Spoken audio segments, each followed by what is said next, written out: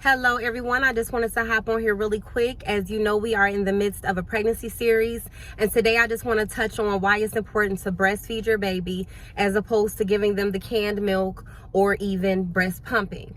Now, touching on the canned milk, the issue with that is that it lacks a lot of nutrients, and that's why your baby's body rejects it. Most babies that are on the Infamils and things of that nature, even if it's the Gentle Ease or supposed to be easier on the stomach, those milk cause gas terribly for our babies, and then there's nothing we can do about it because they can't take most over-the-counter medications. It causes our children to throw up, whether out of their mouth or out of their nose, and it just creates them, they're fussy, they don't feel good, and now you're having to get up in the middle of the night with one eye open and make these bottles for them. So that's touching on the canned milk, because I do want to say I am not here to judge any mother. We do the best that we can. I have to trust that as a mother, you're doing the best that you can. And of course, we don't all have that luxury of being able to stay at home and feed our babies on demand. But I want to stress why it is important to try as much as you can to put your baby actually on your boob. Now, we touched on the canned milk. Now, when it comes to breast pumping, that's okay as well.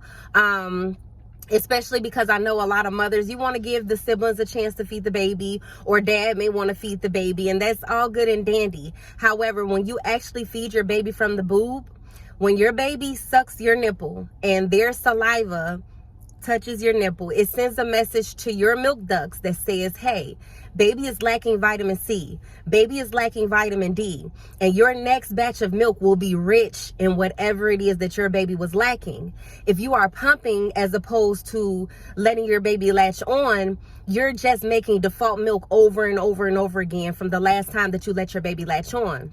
Therefore, your baby may end up, you may have a sick baby. You may have a baby that's having a cold, and again, there's no over-the-counter medications, which I don't promote over-the-counter medications anyway. I'm an herbalist, of course, so I promote natural healing and natural remedies. So you can't do anything about your baby that is sick. But if you were breastfeeding from your boob, whatever your baby was lacking, your next milk would have been rich in it, and it wouldn't have gave your baby a chance to get sick. So again, we touched on the moms who, some of you have to go back to work. You don't have the luxury of being a stay-at-home mom.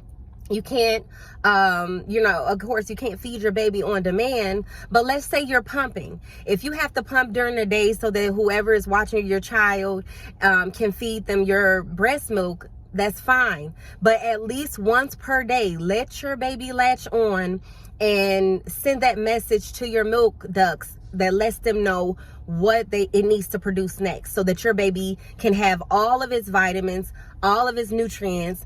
And that's why you hear about people that's breastfeeding their baby like, my baby never gets sick. It's not the same thing when you're pumping. Now, some of you are pumping because you have to, and like I mentioned, you have to go back to work. But some of you are pumping because you don't you feel creepy or whatever about breastfeeding your baby. You feel weird about it. I want you to know that is trauma. That's some type of trauma issue, and it's something you have to work through, because your baby's life can depend on it, okay? And not only that, but it does wonders for your body. I know that when you first start breastfeeding, I am a mother as well, and when that baby first latches on, it makes your stomach cramp terribly. But it's actually a gift, because when you breastfeed, your body knows, hey, the baby's not in the body anymore, and now your stomach, your muscles start to contract to get rid of any waste, any dead tissue, any old blood that is in your body, that is in your womb, and you can then expel it. And so now this speeds up your healing process. So yes, it does hurt, it does get painful, but we've done other things that were painful as well. So if you have to get through this for the sake of your child, I suggest that you do it, and for the sake of yourself. Some of us is walking around with baby fat, and our babies are 9, and your body would have been helped along the way, on that journey of getting rid of that stubborn fat that's there, or what you think is fat, but it could be waste that has not been expelled from your body, which will also start to smell. So now you're walking around and you're uncomfortable because you are expelling these toxins, or you're having these cycles that are extremely heavy. If you're breastfeeding, it helps you bypass all of these issues. Like I said, the most important part is your baby being able to latch on so that you can produce the correct milk, so that whatever the baby is lacking, your milk can give it to them the next batch around. So again, if you are a mother, if you're pumping mostly during the day, once you get home, no matter what, put your baby on your boob so that that next milk that you pump is giving your baby exactly what it needs instead of the same default milk over and over and over and over again, which your baby can change. You know, this week it may have needed vitamin A, but next week it may need vitamin K. And now you're just steady giving it vitamin A, vitamin A, vitamin A, vitamin A. That's not what your baby needs anymore. So it's important to continue to let them latch. And I know some women will say like, okay, well, what if I just put my baby's spit on my boob? There is no study that shows and verifies that it has the same effect as it would if your baby actually latched on and sucked from your boob. I know some women worry about the fact that it don't seem like a lot of milk is coming out. Your body is doing exactly what it needs to do for your baby. You're producing exactly what your baby needs. And your baby may not eat as much because it is filled with the nutrients it needs. Some of these babies you're eating, you're drinking the infant meal, and they're wanting that bottle over and over and over again because it lacks nutrients, and your baby is still looking for the nutrients. So it's like, I need more because I didn't get what I needed. When you're breastfeeding, they don't need as much milk because you're giving them straight nutrients. So don't be concerned that, oh, it doesn't seem like I'm producing enough milk. You are producing exactly what your baby needs because God does not make any mistakes. You're producing the exact amount your baby needs. Now, there's also some women that say like, my milk never came down.